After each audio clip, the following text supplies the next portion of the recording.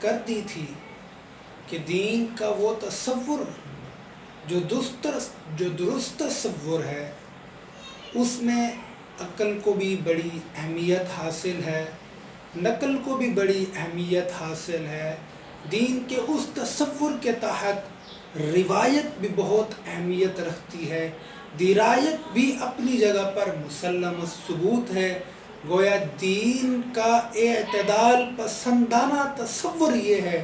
کہ اس میں روایت بھی ہو، اس میں درایت بھی ہو، اس میں عقل سلیم کی کار فرمائی بھی ہو، اور نقل کی اہمیت بھی مسلم الثبوت ہے۔ تو اس دین کا یہ پیراڈائم، دین کا یہ سٹرکچر جس میں یہ تمام چیزیں موجود ہوں، اگر ہم یہ سابقہ جتنے مکاتب میں نے لکھے تھے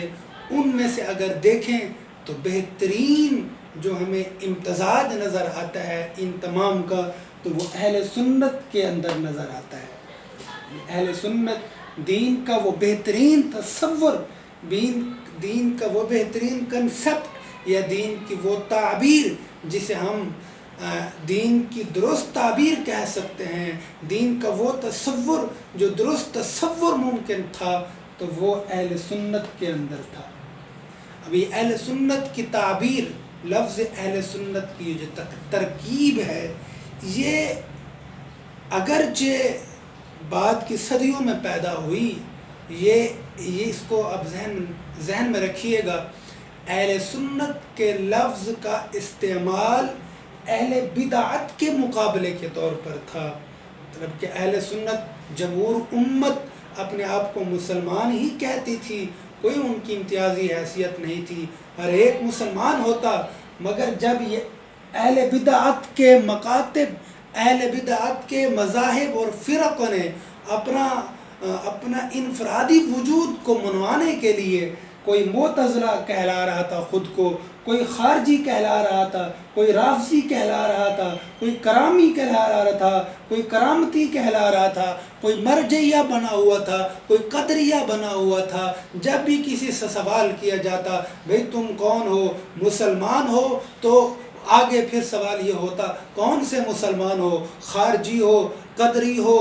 رافضی ہو، معتزلی ہو، کرامی ہو، کرامتی ہو، مرجعیہ ہو، تو یہ ایک لمبی تفصیل سامنے آ جاتی۔ اب اہل حق اور اہل سنت کہ وہ لوگ جو دین حق پر تھے، دین کے اس تعبیر پر تھے جو منہج اسلاف کے مطابق تھی،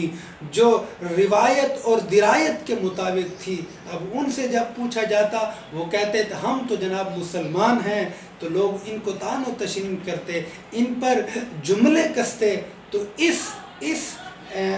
اس حادثے کے طور پر یہ اہل سنت کی تعبیر سامنے آئی۔ یعنی ادھر اہل بدعت کوئی اپنے آپ کو اہل توحید کہلا رہے تھے، جیسے کہ معتزلہ خود کو اہل التوحید والعدل کہلاتے تھے، اور خوارج وہ بھی اپنے آپ کو اپنی دینی تعبیر کو صحیح دینی تعبیر سمجھتے تھے۔ روافض اپنے آپ کو کہتے ہم اہل بیت کی محبت میں سب سے زیادہ اچھے ہیں اور ہمارا دین سب سے زیادہ اچھا ہے۔ اب اس حادثہ فاجعہ کے طور پر اہل سنت کی تعبیر، ترکیب، لفظ اہل سنت کے الفاظ کی ترکیب سامنے آئی، تو اہل حق نے اپنے آپ کو اہل سنت کہلانا شروع کر دیا۔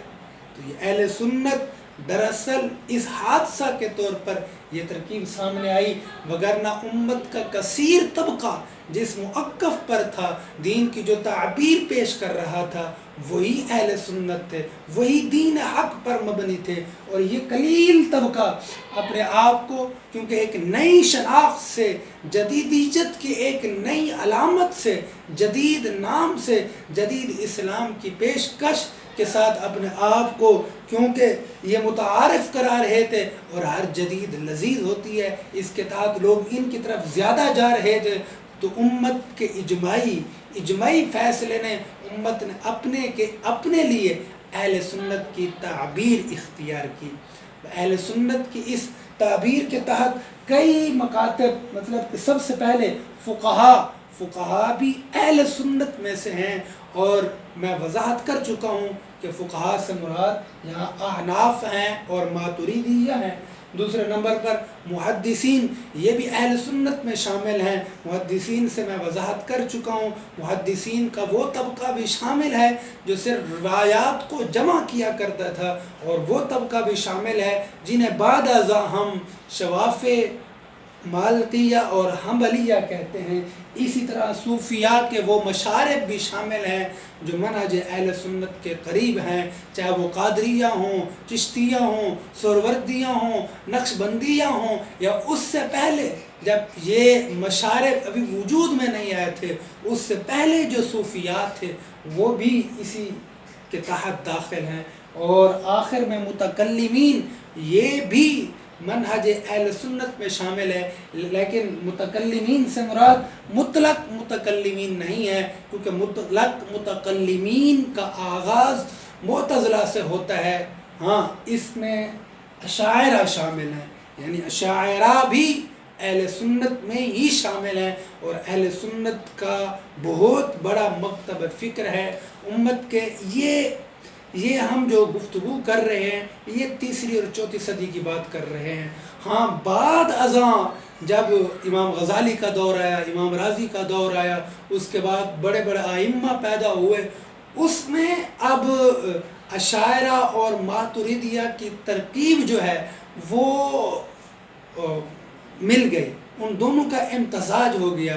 تیسری اور چوتھی صدی میں اشاعرہ کا مکتب فکر ایک الگ مکتب فکر تھا، اگرچہ وہ بھی اہل سنت کے تحت شامل تھے۔ اسی طرح ماتریدیہ وہ بھی منہج اہل سنت کے تحت داخل تھے، لیکن ان میں تھوڑا سا بنیادی فرق تھا، اصولی فرق نہیں تھا۔ یہ نزاع جو تھا محض لفظی تھا۔ ان بنیادوں پر اشاعرہ کو ایک الگ مکتب فکر شامل کیا جاتا تھا، اور ماتریدیہ کو الگ مکتب فکر شامل کیا جاتا تھا۔ مگر بعد ازاں جب امام غزالی، امام راضی یا ان کے بعد مفکرین پیدا ہوئے، فلسفہ اور کلام پر تنقیدیں شروع ہوئیں، تو پھر ایک نیا علم کلام، نیا فلسفہ وجود میں آ گیا، نئی فکر وجود میں آ گئی، نئی دین کی تعبیر سامنے آنے لگی، اور اس کے تحت ایک نیا انقلاب پیدا ہو گیا۔ لیکن ابھی ہم کیونکہ ان تیسری اور چوتھی صدی تک ہیں، تو تیسری اور چوتھی صدی تک جو مکاتب، مشارب، مذاہب اور فرق وجود میں آ چکے تھے، ان کا یہ مختصر خلاصہ ہے۔ اللہ تبارک و تعالی سے دعا ہے رب تعالی ہمیں ان کی درست تفہیم عطا فرمائے تاکہ ہم اہل سنت کے صحیح موقف کو سمجھ سکیں۔ ہم انشاءاللہ اگلے درس میں اہل سنت،